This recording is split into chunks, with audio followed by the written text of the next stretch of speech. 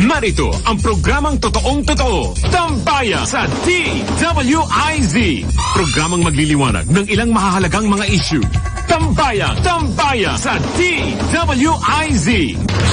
At ngayon, narito na sila upang maghatid ng saya sa bawat Pilipino. Sa programang Tambayan sa DWIZ.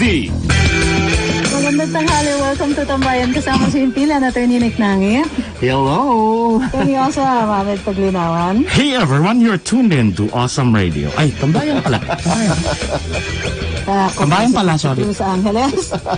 Congratulations sa DPWH with the Lutot Hanging Bridge in the province of Kalinga is rehabilitated. Awesome! Wow. Props. Kumusta? Kaway-kaway naman dyan kay Secretary Mark Villar. Yeah. Thank you. Walang tigil. Maraming salamat po. Sana pagdating dumaan dyan ang mga dilawan. Tama. Pwede. Kahit sana hindi sila ang angal biglang, nga nila, pwede nga silang magpa-vaccine eh. Sana hindi sila maubusan ng hangin para hingahin habang dumadaan Tapos dyan sa kahit bridge. tuloy-tuloy ang rally on May 1, di ba? Pwede pa rin silang magpa-vaccinate afterwards. Pwede nga silang maningil sa PhilHealth. Nangunguna nga di ba? Libreng swab test sa Quezon City. Sa makatwid, sa lahat ng ginagawa nila at pinagsasabi nila, puro ridiculous. It is, they are left with propaganda lang kasi ito eh. Alam niyo ba kung qualified sila? Aabot yata sila sa 10,000 pesos na ayuda. Wala, yun. Well, isn't that good? The irony of it all. Correct. Yun yung problema. Alam naman nila at alam ng Diyos nila kung meron man If any. na sinungaling sila. Doon ako nawiwildohan sa mga komunista dito sa Pilipinas. Nagdadasal. Ayun na nga eh. Bakit? Who knows they are praying to me? Taba. Okay, may point ka naman doon. Many people are also praying and they pray to me. Diba? Parang may lihis yung pagkakomunista nila. So okay, they're communists who pray. Taba. Okay, what else do they do? Mga Jesuits. That's anti, not Jesuits. exactly communist. The Jesuits, they believe in God while they were communists in South America, di ba? Ito ba yung liberation theology. So, okay. Meanwhile, our favorite senators. Sino yan? Sino yan? Sino? Yung babae? Well, of course. Well, Senator Nancy Binay says Okay. na dahil masama yung experience sa red tagging, they will go through the NTF-LCAC budget with a fine-tooth comb. Right. At least nagbago na yung rhetoric nila. Dati sinasabi nila defund. And they were making it appear as though pwede nilang i-defund. As in ngayon na. Tama. Dahil ang tigas daw ng ulo ni General Parlade, nagre-red tag, silang dalawa ni Yusek Badoy, defund NTF-LCAC. Sino ang nire-red tag? Si Nancy Binay nire-red tag? Hindi. Wala siyang personal Hindi knowledge yata dito. red ang itatag. Black tag. Uy, grabe. Wala akong sinasabing gano'n, ha? Bakit ba? Maitim siya eh. Ano problema niyo? Racist. Hindi racist yung maitim. Ako rin, maitim din ako eh. Kayo Hindi, mulato ka. Hindi, negra siya talaga. Mulato? Mulato, yung radish, di ba? Hindi, Moroccan nga tawag sa akin eh. Ayun. Okay. Pangit Sometimes lang ang tinatawag nila sa akin eh. Yes. Attorney Glenn! Yes. So, Makakonsider yatang itim. Oo. Malapit na, brother. sino lilibing natin? Si Kranza. Yay! Kamusta, hearing? Nabasa ko nga yung tissue message mo eh. Magandang tanghali po sa inyong lahat mga kababayan. Trixie, Attorney Hamid, Boss. Attorney J-Lo. Ayan po. Ano bang tanong mo? Kamusta? Toilet paper message. Natandaan ko yung teacher ko dyan eh. Sa? Director ng Ombudsman sa Visayas, Director Virginia Santiago. Tapang yun. Criminal law. And sabi niya, kahit toilet paper, paulit-ulit niya yung toilet paper. Kahit toilet paper, obligado kaming sumagot. Yun. Ay, oo. officials. Kahit toilet paper ang sulat ninyo. Yes, Sulat sa that toilet is true. paper ang That sulat is true. ninyo. Yes, yes. Lahat. Obligasyon, di ba, boss? Tama yan. Obligasyon. Under obligation ang sinabi ng RA 6738. Under obligation to answer within Yes, 15 working days. under And then the you have Code to of note Ethics. kung ano yung action mo Action. on the request. Yes. Nasa admin code rin yan. Nandun 50 din. days. Yes. Sa Code of Conduct. Sa Code of Conduct. Saka sa, And in the Code of Conduct. Yes, at the Code of And Conduct. ethical. tapos yung implementing Standards. rules din. Yes, RA 6713, paulit-ulit yan. So, na reiterated siya. So, kaya pinakita ko yun sa Facebook para malaman ng tao na may obligasyon pa Meron. ang mga public officials. At hindi natatapos yun. Hanggang hindi mo makomplyan, it does not become fait accompli. Ibig sabihin na dahil lumampas na yan, wala ka ng obligasyon. Meron pa rin hanggang ngayon. Mananagot ka lang sa tardiness. But you're still required. Diba? Oo, tapos ang kaakibat niyan ay yung Section 5 Paragraph E. Yes. Access to public documents. Magkapatid yan si Section 5A, si Section 5 Apple at si Section 5 Eagle. Magkapatid yan sila. Public documents must be made accessible to the requesting public On the request. upon request. The only limitation is it should be made within working office hours. Reasonable. Yan yung reasonable limitation niya, working hours.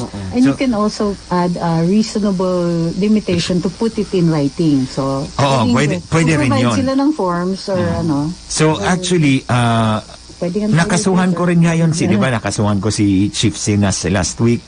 Oh, Oh. retirement gift. Actually, Pabaon. ganito yan mga boss. Mga boss, ganito yan. Nagsulat na ako ng kaso ni Chief Sinas. Noong pang April 15 yata yun 2 days natapos ko na yun. Okay. Tapos sabi ko, pinatawag ko sa ombudsman. Gusto ko kasi tatakan di ba, tinanggap. Dahil sa MECQ ba to? Yes. Dropbox. Wala silang tao doon. Ang gwardya lang sa harap. Yung sentry. I-file mo. Yes. They will just take note sa log. They don't even write kung... Received. walang receive. Hindi nila nire-receive ng staff. na yun na ano. Wala kang ibang proof. Ganito. Sabi ko, pwedeng picturean yung log? Hindi pwede. Why? So, titingnan mo lang siya. Personal, narration mo na lang. Testimonial evidence. Testimonial evidence na lang na pumunta ako doon sa ombudsman, nag-file ako, tiningnan ko si guard, sumulat sa log, ayaw pa-picturean, ayaw stampingan. So, ang ginawa ko, nung nag-file ako kay Chief Sinas, nag-video ako. Ayaw din nila ng video doon sa loob. Doon sa harap. So, dito ako sa sasakyan, background ko sila. Okay. Sabi ko, ito, pinafile ko na siya para meron akong record kasi Chief PNP yan, baka mawala yung Yes, pinile ko. yung documents mo. So, newspaper. Para ito yung date. Oo. Hindi naman, si Manila Bulletin, pinick up yun. Radyo Bombo, pinick up yun. But others siguro hindi nila pinick up dahil walang ang tatak. Hindi naman natin masisi. So, nung nalaman kong hindi nila tatakan, nagtanong ako, kailan pwedeng tatakan? Sabi, sa May 3 daw kami babalik. Sabi ko, ayoko namang mag-file ng May 3 kasi May 8 ang birthday niya. Magmumukha. Saturday, brother, yon. Boss, Saturday. So, actually, while I was researching, natsambahan ko lang na May 8 pala ang birthday niya, hindi ko alam. Sabi ko, dadaliin ko na pala to kasi May 8 na. Magre-retire na. Magre-retire na. Iyon yung record ko Pag nagre-retire ka na, bago ka mag-retire, pa-filean kita. Kasi pangatlong Chief PNP na ito si Sinas na finailan ko ng reklamo. Yung una si Albayalde. Pero na-file ko yon, nakababa na siya. So doon ako sa DOJ. Okay. Si Chief Gamboa, na-file ko yon 2 weeks before siya bumaba. So, dito sa ombudsman. Si Chief Sinas naman, 10 days before siya bumaba. Ombudsman, di ba? Sa ombudsman din. So, pag ombudsman, Sa Muleo. wala silang ombudsman clearance. Wala nga sila. They will not get Kaya nga, kaya nga, boss, doon ako sa ombudsman, paborito ko ang ombudsman kasi po mga kababayan, kung doon ka sa civil service, makakakuha sila ng pensyon. Kung doon ka sa Napolcom, makakakuha sila ng pensyon. Sa DOJ, makakakuha pa rin sila ng pensyon. Pag doon ka sa ombudsman, goodbye. Hold yung pensyon mo. Maghintay ka until matapos. O kasi simulayo. Para po sa inyong kalaman, mga kababayan, military and other law enforcement offices. Ito po yung special division ng ombudsman for military and police personnel, uniformed personnel. So, tandaan po ninyo mga kababayan, pwede po kayong tumakbo kung administrative sa Napolcom, civil service, DOJ, wala, criminal yan. Pero sa ombudsman, Sa Internal Affairs, DIA. Sa Internal Affairs Service, wala din yan. Wala mga pangil yan. Pag dito ka sa ombudsman, may pangil yan. Oo. Hindi ka makakakuha muna ng retirement benefits. Kasi kailangan mo pa rin ng prosecutor's clearance, ano? Yes, oo. At saka, innocent ka until proven guilty.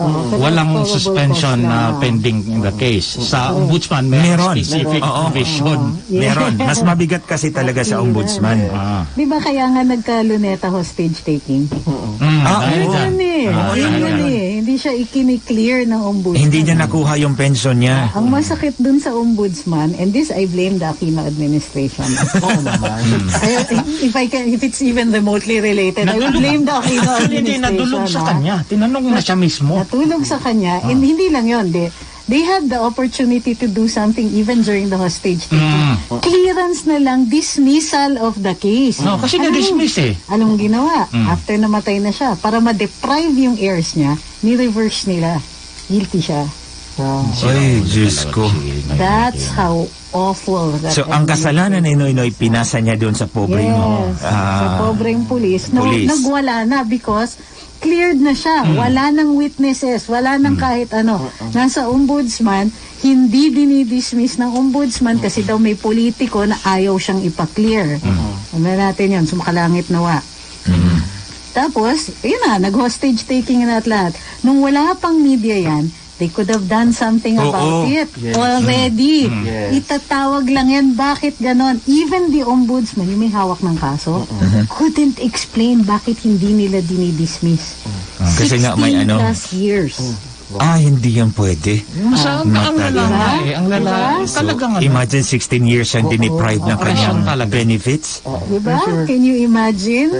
Na ano pa, na ang dami niyang pinagdaan. Sana ang hinustage niya, yung politiko na lang. Yun! Oo, papalakpak pa ako. Oo, correct. sasabihin siya na, alis dyan, adik. Hindi, wala. Diba? Ayaw niya ng gano'n eh. So, actually, ang kinasuhan ko, si Sinas, tsaka yung chief ng Firearms Explosives Office. Dalawa sila. Sa FEO. Oo, kasi ito namang sa FEO, sinulatan ko siya. Ganito kasi ang ginawa ko. Kwento ko lang para malaman din ng mga kababayan natin. Sino bang nasa FEO ngayon?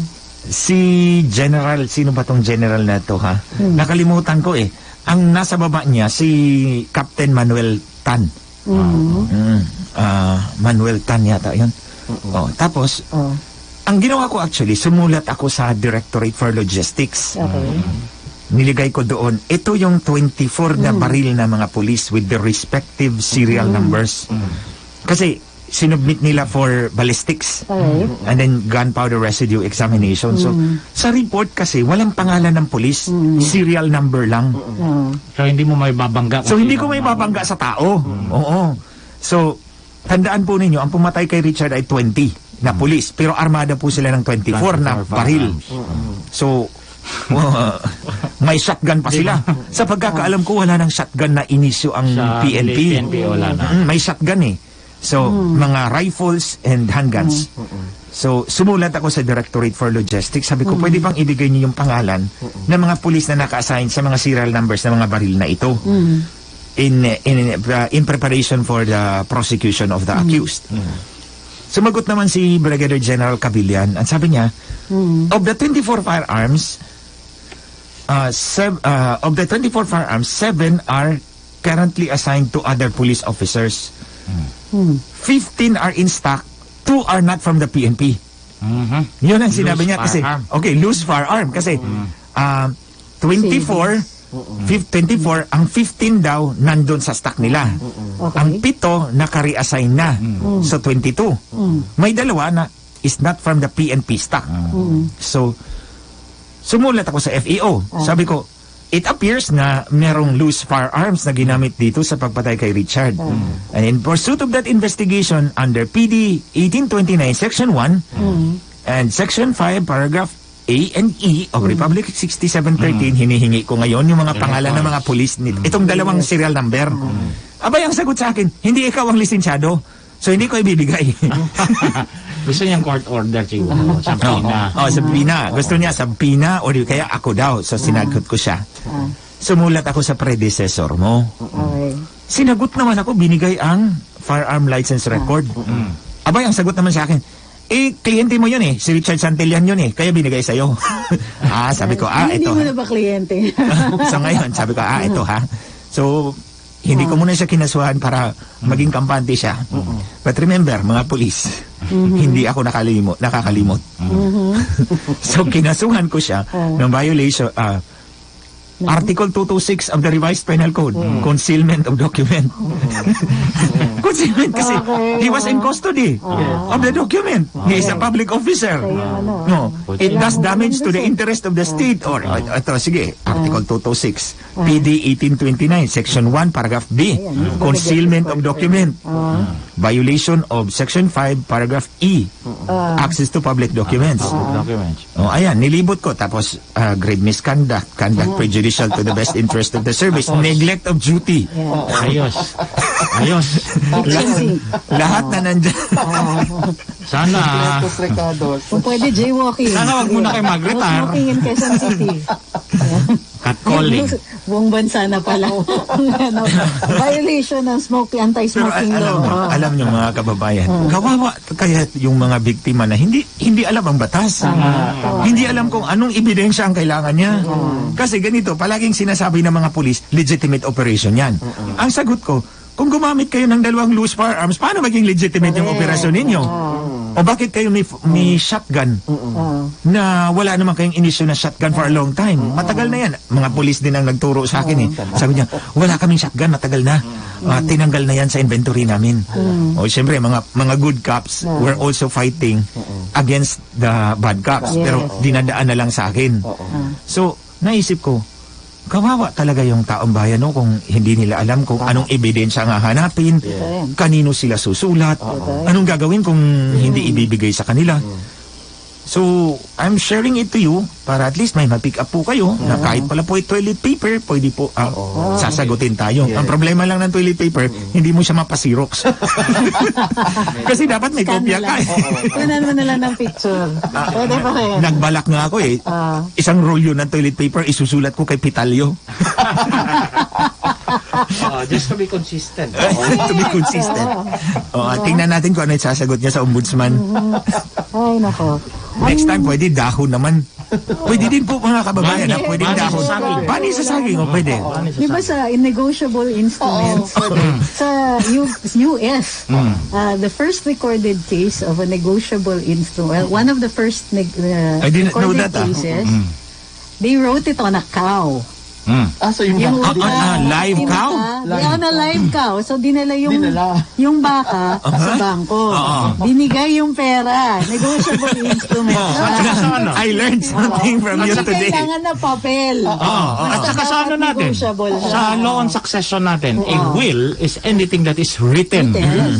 Yun lang yan. Maski nga sa pader. Pader, sa... Dated and signed. Dated and signed. Isa pa Sino ang susulat ng kanyang will sa pader? Basta nakapintura, pwede permanente. O doon sa bahay na lang yan. Sa pader ng bahay sa loob. Nakasulat. Dated. Pag na-probate yun, dadalhin niyo yun. Yes. So, paano mo i-probate yun? Dadalhin mo si judge doon sa loob ng bahay. Ito yung will niya. Kaysa tanggalin mo yung wall, dalhin mo sa korte. Para doon sa mga nakikinig sa atin, ang isang will ay isang testamento na nagdi-dispose ng mga ng property na hindi kasama doon sa ano ba yan? Sa compulsory heirs. Legitim. Okay, so hindi kasama dun sa compulsory legitim. Ngayon, pwede yang isulat kahit hindi yan sa papel. Kung holographic will, ang requirement lang written, dated, and signed. Pero lahat ng testamento, kailangan pinatutunayan yan. Pwede naman patunayan yan kahit buhay pa yung testator. Basta dadalhin nyo sa hukuman, papatunayan na itong taong nga nito ang sumulat nun at ito talaga ang gusto niyang i-dispose ng property. Kaya sinatawag yung proseso na yon, ang tinatawag doon ay probate. Okay? Para doon sa mga maraming tinatanong tungkol sa lupa, yung wills, kung hindi po kayo compulsory heir, kailangan may testamento yan. Oo, para makakuha kayo. Yan. Negotiable instrument, yan ang nalalaman na tinatawag natin na cheque. One of the examples of a negotiable instrument. Cheque, oo. Ang pinaka-common na example ng negotiable instrument ay cheque. Pero meron din yung... Marami pang iba. IOU. IOU, yeah. Promissory notes. They are also negotiable instruments. Sa dahon ng saging yan. Pwede sa saging Yung niya. pwede nga sa kalabaw, sa cow, sa baka. Basta Ngayon ko lang nalaman yun. Ito yan yung pinakaluma nating batas na hindi pa napapalitan hanggang ngayon. Yes. Oo, Sa kahit hindi Mercantile. sinusunod ng bangko. Oo nga, totoo. Di ba? Hindi, di ba pag sinabi mo, pay to the order of cash. Pwede mo naman gawin, pay to the order of... Pwede mong endorse yan na unlimited. I-endorse kahit 20 times. Nililimit ng bangko yan. Kaya nga, kahit ang bangko pwede. But it's not in the law. It's not. Wala yan sa batas. It's a violation of Kasi the may law. independence kasi sila kaya they can, at saka sumusunod lahat ng bangko, wala kang magagawa. Susunod ka na lang. Natatakot sila sa kanilang liability at the end of the mahabang endorsements. Kasi bawat endorsement, meron ka liability. Kung ang cheque mo na puno ng endorsement, masakit yan sa bangko. Alam mo kaya pag-trace. Kaya hindi na-question niya kasi wala kasi nagsasampa ng kaso laban sa Bangko Sentral. Yan. Kasi Bangko Sentral yung nag-allow. It's against the law. It's the Bangko Sentral that makes the regulation allowing them. Yes, but the So may regulation color of cannot- authority si bank na i-implement But yun. the BSP cannot make a regulation in violation of the And law. speaking of bank, Yun na Insurance lang yan eh. sandali guys, and speaking of bank, this is something that's close to my heart and I really hate this. Yung charge tayo sa ATM. Yun nga. That is my money. Oh, yeah, yun na nga eh. Pag-usapan nga natin yan dito. Nag-increase, di ba? Dati 10 pesos lang. 18 na ngayon. No, mayroong 20. May 20. May 20, may 16, may 18. Okay. Bakit kami Why are you pinapabayad? charging us for Pwede nyo sa when we want to get my money? Alam nyo guys, mag-ingay nga tayo about this issue kasi Yun nga. every day ang daming transaksyon ng mga kababayan natin dumadaan sa ATM. Ginawa nilang kabuhayan when it's supposed to be free service. Kaya nga. Pandemya ngayon, it's not just the ATMs. Kasi yung ibang mga electronic transfers natin, let's Pati say, Paymaya, may bayad din. Ganyan. Itong masakit. Yung anak ko, si Risa, nanakawan siya sa Paymaya niya. Can you imagine how that was possible? Somebody charged against her Paymaya dun sa Lazada. Without any notice. Normally, if you use your Paymaya, may notice dapat sa'yo. may notice yan. Certain amount sa... malaki din. 9,000 ang So pwede nakuha lang sa palang kanya. gamitin ng Paymaya mo? By another So person. my point is, Na-hack yung yun. ibang mga transactions like certain banks, pag naglipat ka to Paymaya or naglipat ka to din. certain may bayad siya. Oo nga. Yung iba, porsyento. Yes, Diba? malaki yun. Ang laki. Malaki. Pero, what is their guarantee of security? Wala. Diba? Paano? What if somebody uses it later on? What about Kasuhan. these other cash agencies? Tapos ito naman, lugi tayo. Kasi kung nang nanakaw sa atin ay 10,000, kukuha tayo ng abogado, ang acceptance fee 50,000. At saka Lugi na ako ng 40,000. Pag ninakawan ka ng more than 50,000, hanggang 50,000 lang din ang mabibigay sa'yo ng Philippine Insurance PDIC. Insurance Oo. Diba? So, balik tayo doon sa ATM charge. Para bang ang analogy ko dyan is, pwede naman ako mag-withdraw over the counter sa bangko. Libre yun. So ngayon, kung dito ako sa ATM, pinapabayad niyo ako. So ang ibig sabihin, kada palabasok natin sa bangko, may bayad na ngayon. Dapat. Oo, parang may bayad na kada pasok natin sa bangko. No, nakakainis niyan, naka-ATM ka. So, pupunta ka sa bangko para mag-withdraw over the counter using your ATM. Tatanungin ka pa, Ma'am, may ATM doon. Ba't hindi kayo mag-ATM? Gusto ko over the counter eh. Pasok naman kayo dun sa amount kasi tinataasan nila yung amount that you can withdraw from the ATM. I want to withdraw over the counter para wala akong charge na 16 or 18 pesos ninyo. So they'll give you a lot, magpapaalam pa yon dun sa manager. Ma'am, pwede pang gamitin yung ATM card niya to get her money. My God, that's your money already. You can withdraw it from a machine. May bayad din yung get it from a human being. Aside from the withdrawal, may bayad din yung balance inquiry. Meron din. Oo, 7 kalahati. I think inabuso na tayo nito ng husto ng banking system. Payag ng payag ang Bangko simple Sentral. interbank transfers, magta-transfer ka lang, let's say same bank, okay, ibang place, Branch. charge din yun. Yeah, bank to bank, may But the thing is, sasabihin nila kasi may service daw sila. But it's simple debit credit lang yan. Yes. And then, how hard is that? It's not very easy, di ba? Internet na yan Hindi.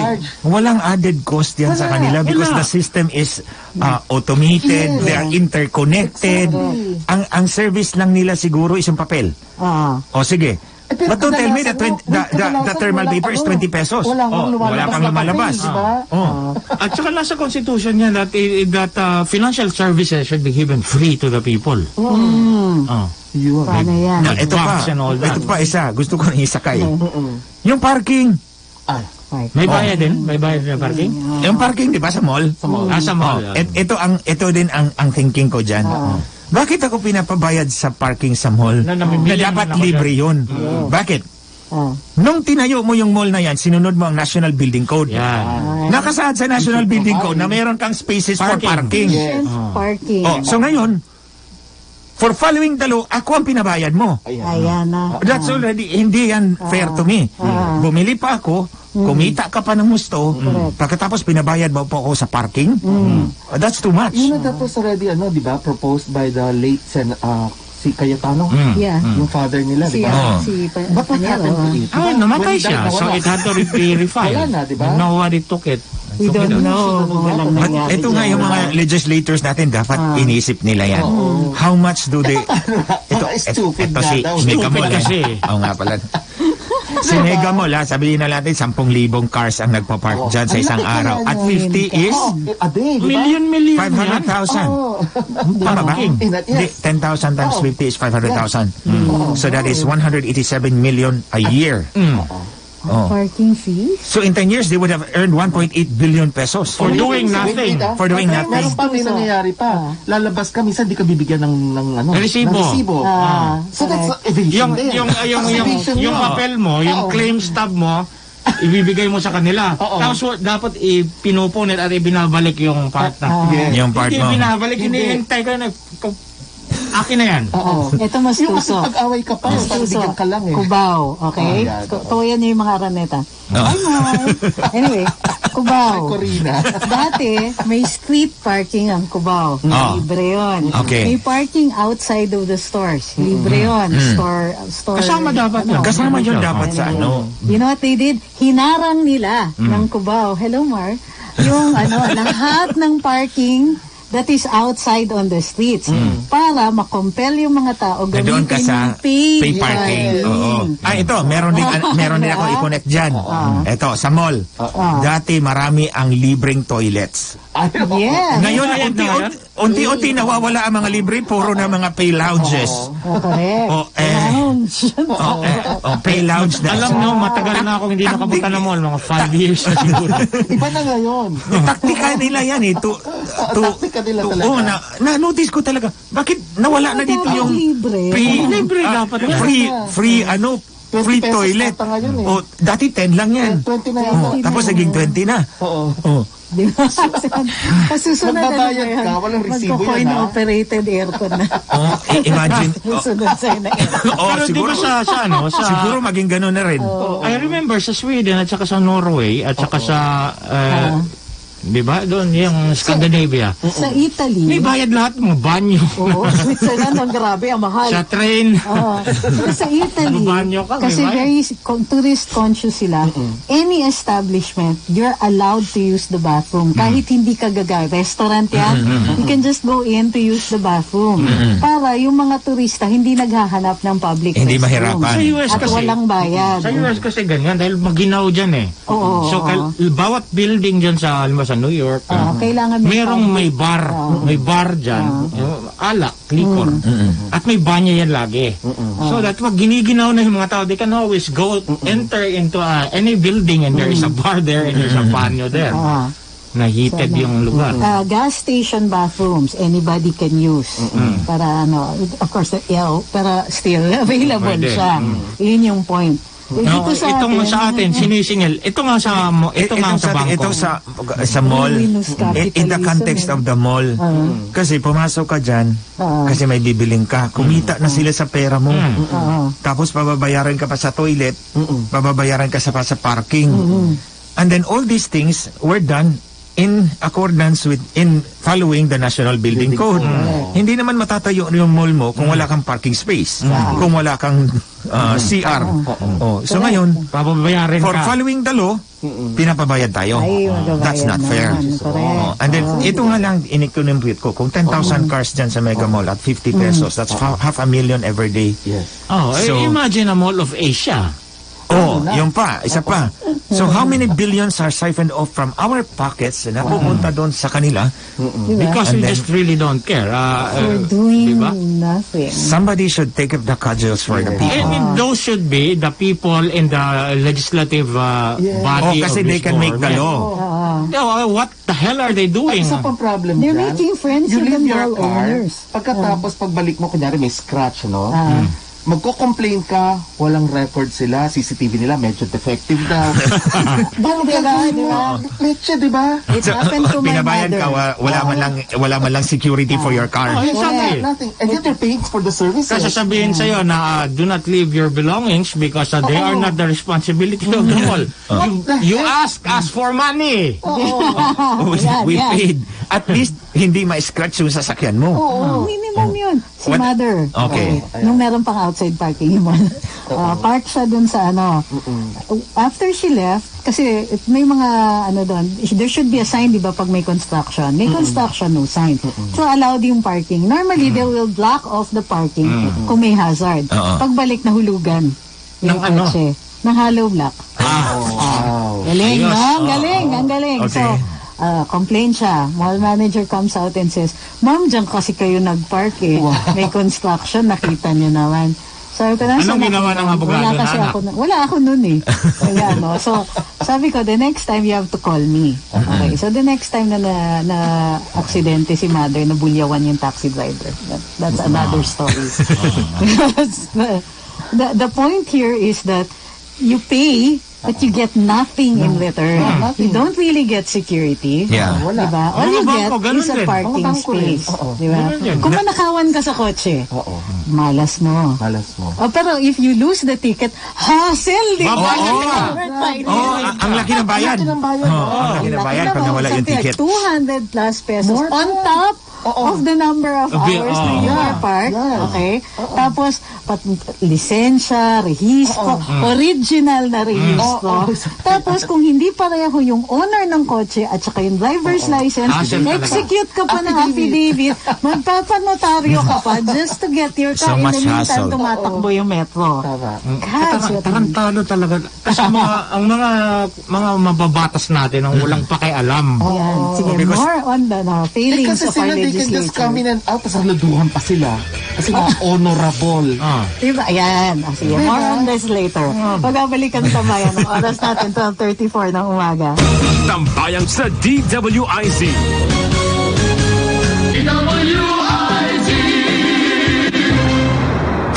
Muli nating balikan Tambayan sa DWIZ.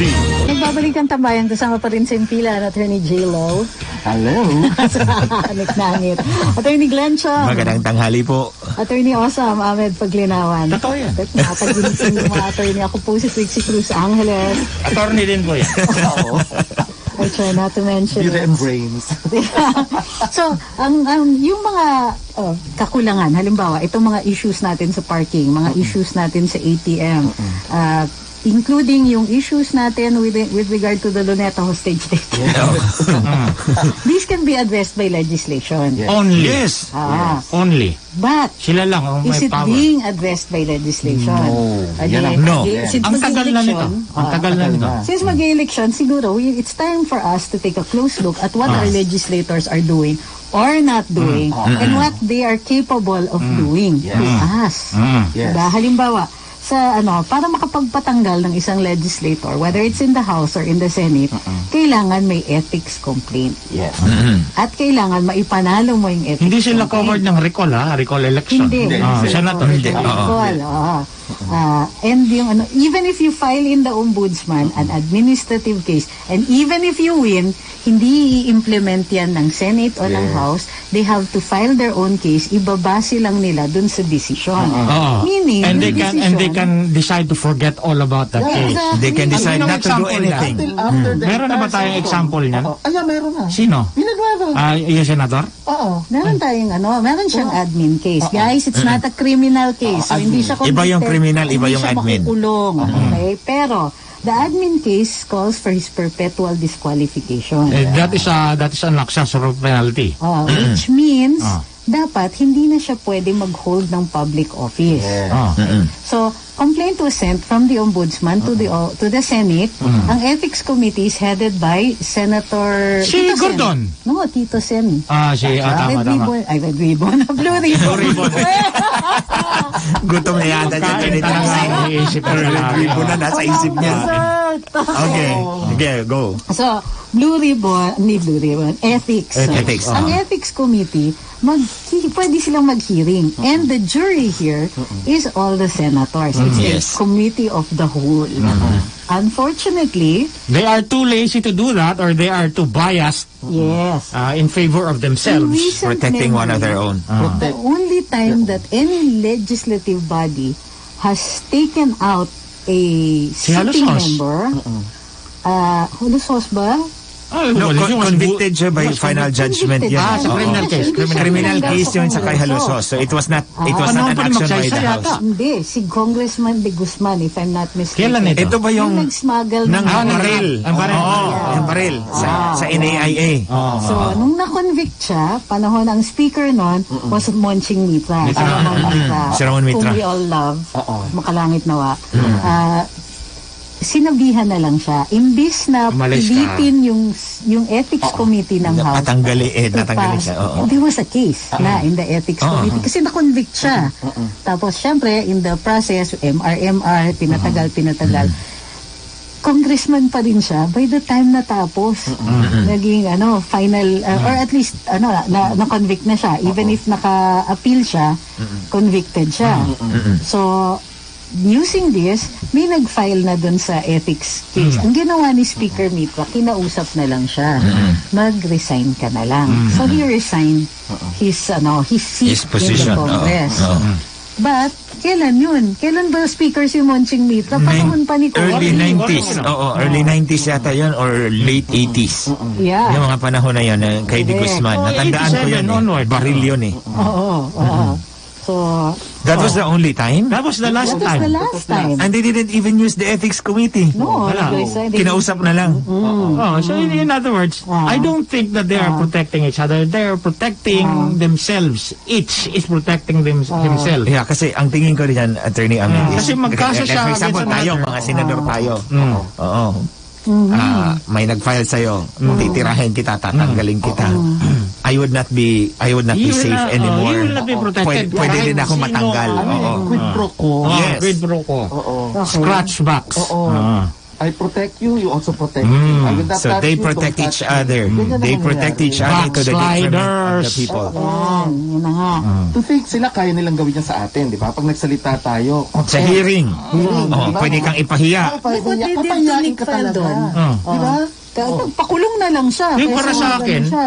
they cannot do that until they put me in that building. Oo. But as long as I am out here, I can say anything about them. Kasi freedom of speech. Yeah. Correct. And I will call them stupid right now and do something about it. Come on. Diba? Napatawag na nila si General Parlade. Kaya nagka-hearing on red tagging. Ano nangyari doon? Even the results, the committee report says, may existing laws that can address all the concerns about allegedly red tagging. Red tagging is a concept made by idiots. Alam mong ginawa, normally yan, di ba? Committee report, it only needs to be reported to the plenary to be noted. Yes. Ang ginawa, Senator Dillon, your Brad, Rosa, that guy. and said, parang may mali yata. And so he filed his own bill to criminalize red tagging, pero state actors lang. That's so really military stupid. and police only. Where, I don't know, it must have been referred to committee where it is, dead in the water.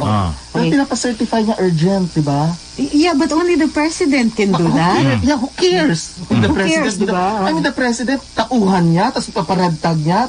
Diba?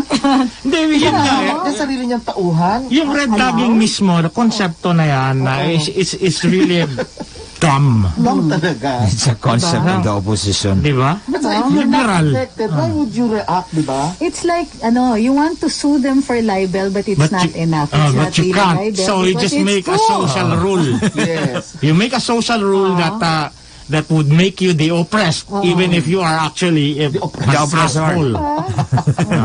Oh my gosh, you spilled my tea. I want to make this a crime. You are a stupid communist. Because you spilled it on me. It's a crime. It's so easy to reduce it into absurdity. You just call yourself a communist. Oh, di ba? Oh, na. Then what? Oh, di ba? I red tag you. That makes Idiots. two of us now. Di ba? But you know what's even worse? Pansinin mo yung red tagging. Sinabi ni Yusek Lorraine Badoy, member siya nito. And they could have links to the CPP, NPA, NDF. Red tagging daw yan. Natakot na sila dahil doon. Oo, mga Bakit magre-revolusyon ka, mag-rally-rally ka, Natatakot ka suportahan ang revolusyon, and you are what the Di ba? di ba? Di ba Magre-revolusyon yun ka, kayo? revolusyon, criminal ka, kalaban ka ng gobyerno.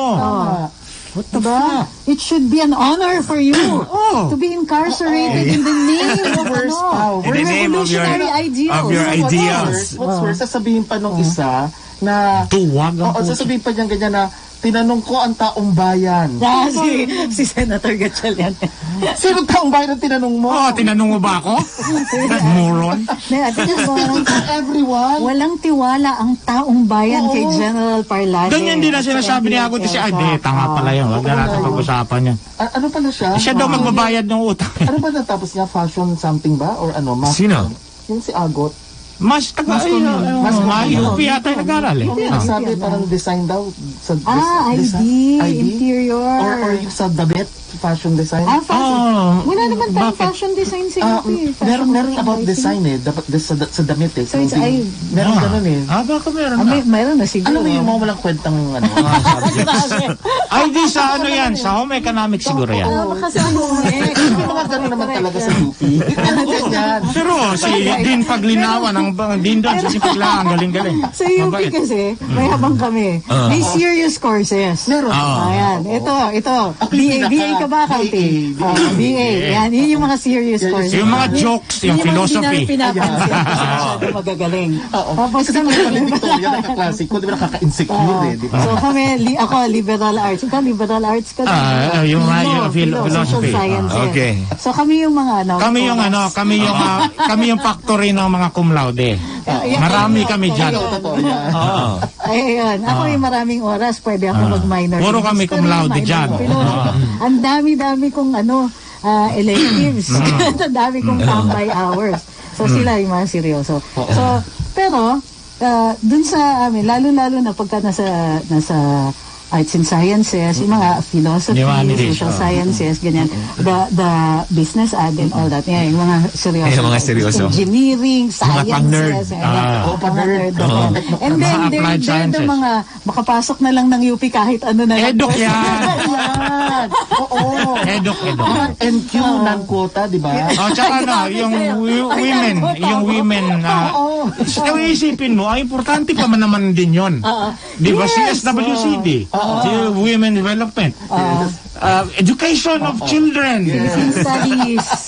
Sinong napupunta sa EDIC? Yung mga komunista na makagaya ko, na dahil sa kakarali namin, sa kakabulakbul namin, nag-MRR na kami.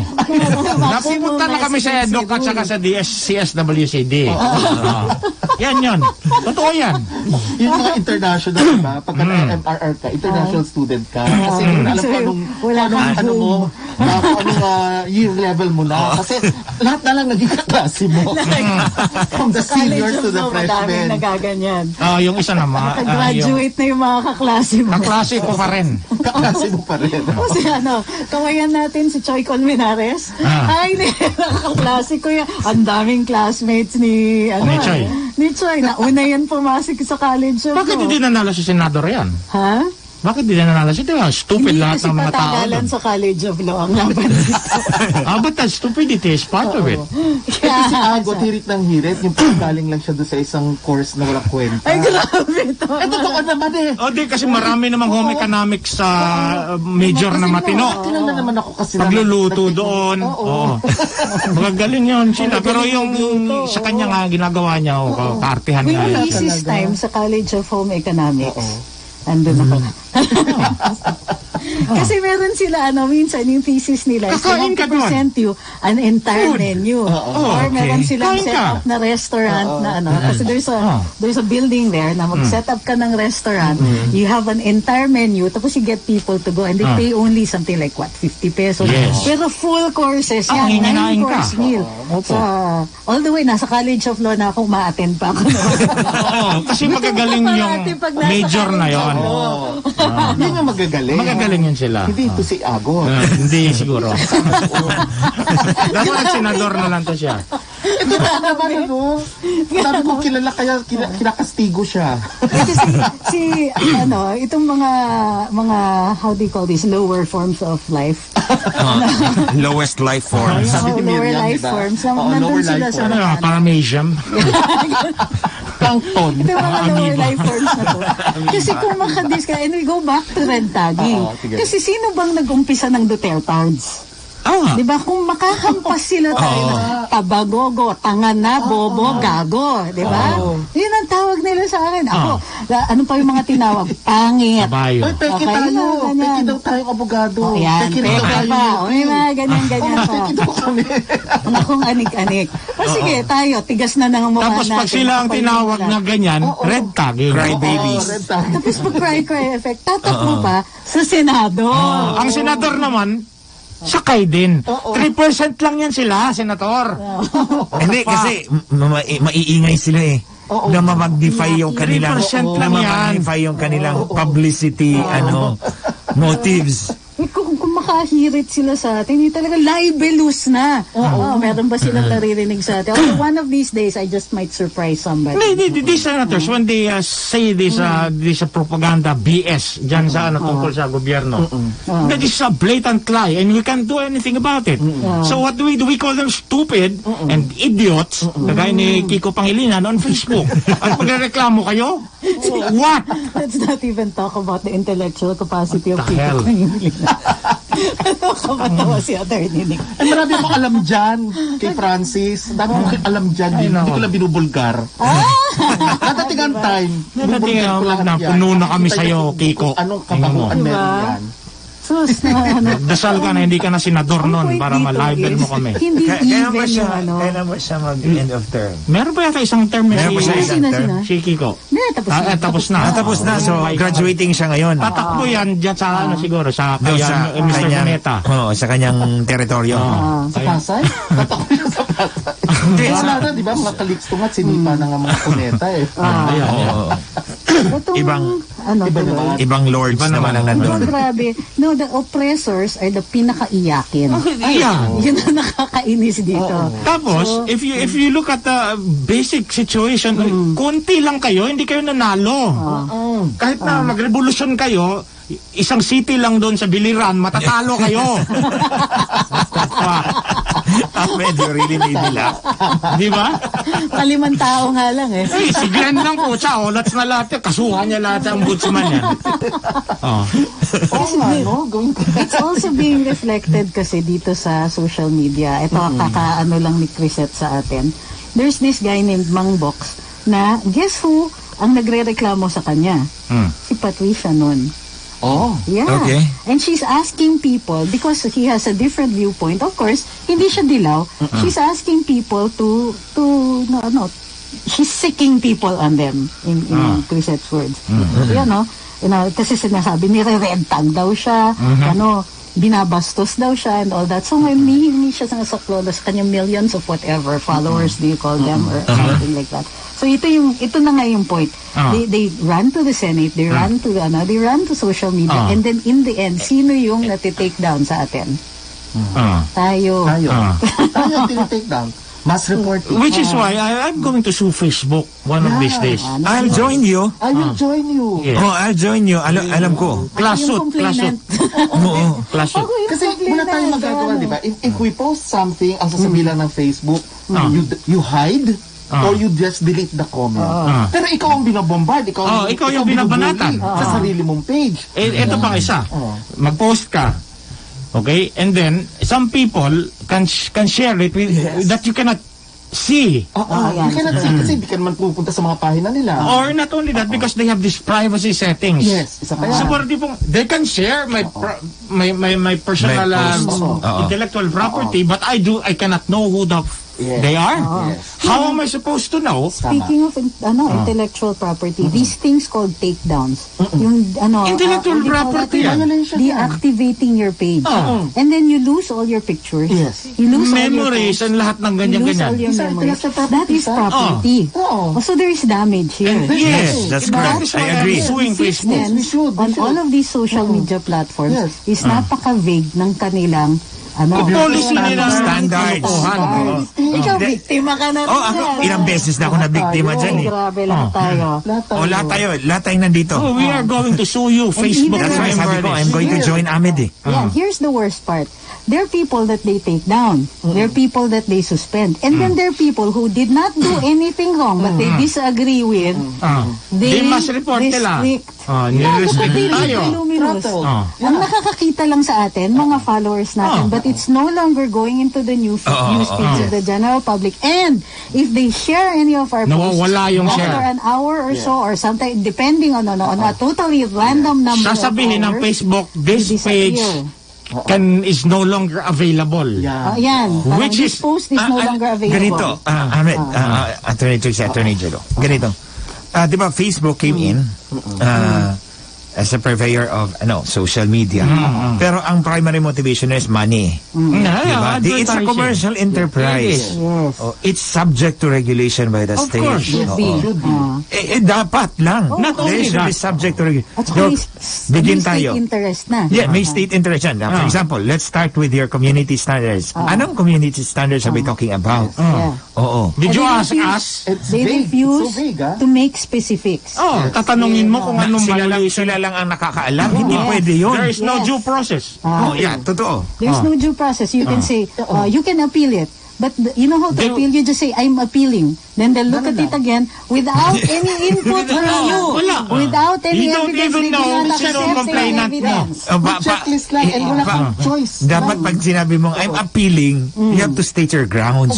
Ano ito? Para makita nila. Click lang. Click ka lang. After that, there's no independent arbiter. Not only that, you do not know your accusers. Yes. Basic yan. There are no universal community standards. What They community want it standards to are you apply talking all about? over the world. Isipin mo you get unpublished. It takes a waiver for you to give up your rights over your intellectual property, and it should be in a public document. Yes, notarized. And public interest, national interest. Yes. This is freedom of expression, freedom of speech in the press. Yun nga, I'm looking at it din eh. And you meddle in these freedoms, and you make money out of our pages, Yan. and then you just punish us that way. Sasabihin nila, ito, the boss advocate lang, sasabihin nila, the freedom of speech applies only to government. It's a restriction on government. We are not government. Ang tingin ko, tirahin natin on the commercial venture. Yes. Oo, doon tayo tumira sa commercial venture to make them liable. So where does it state that I gave up my rights to freedom of speech in our community agreement? Okay. Wala. Where does it state that we, That we left our rights at the door of Facebook. Next. In fact, they encourage us to express our views. But if they don't agree with it, you have no right. You have no right na. Next. Fact checkers. Ay, nako. If this is a contract between you and the Facebook, what are these fact checkers? They are interfering in your contract. They are not signatories to your contract, and they interfere in the contract such that Facebook is going to rescind that contract against you, and you can't do anything about it. What is the violation of these fact checkers? You didn't hire it. Yan. This is an Which is amendment. not a party to the contract between you and Facebook. Interference in contracts yan. Grabe. Unlawful interference. So, when you entered into this contract, there were no fact checkers yet. Yes, ikaw And then lang at si suddenly, Facebook. meron na. So, it is a novation of a contract. And a Yes. novation of a contract should have the consent Of you. of me Yes. and Facebook and this third party. I don't even know this third party, this ugly old woman. No, we don't even know them, yung babaeng surot. Sino ba ito? Babaeng surot. Yan si Tordesillas. Ako, At nabiktima itong ako yan eh. maitim na, rappler. Nabiktima rin ako niyan eh. Ang ginawa ko na lang, nag-post na lang ako ng Ikaw, Tordesillas. sinagot ko siya. Kasuhan kita. Post ako. You are interfering in a contract between two parties that you have nothing, you have no privity in. And you think that I will not crush you in court? Diba? And on that note, crushing. You are not the government, but you have a contract with me. But I also think that this has an overwhelming state interest. Oo naman. Yes, Because the I agree. contracts are being violated left and right by Facebook. Oh, not only that, because now it involves fundamental rights. Ang aking kasi tingin dyan, Attorney Trixia, correct me if I'm wrong, mga attorney naman Really tayo. quickly, Para bang sinabi ni Facebook, here, we're providing you a marketplace of ideas. You come here, you're free to express We your make views. In money other words, out of you? and then we make money out of you. So in other words, they encourage us to exercise our freedom of speech, our freedom of expression, only to be curtailed when it does not suit them. Yes. yeah. And by what authority do you have to curtail my right?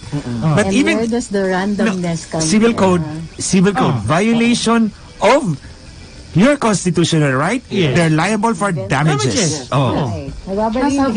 Hindi na tayo magbabalik. Maraming salamat sa pagsubaybay sa tambayan itong araw na ito. One of these days, magpe-petition kami for extension. Abangan niyo Tambayanan. bukas. Bukas pala, Andito I'll be kayo talking bukas, about the potential financial crash of the American economics and banking system. Adi, damay tayo dyan. Oo. Mabigat yan tomorrow. Ang tabayanan, susunod ng programa in the Heart of Business kasama si Ma'am Marupa Hatisani at Sir Lito Gagni. We'll see you on Kalamawala tomorrow. For the Physicals, Angeles.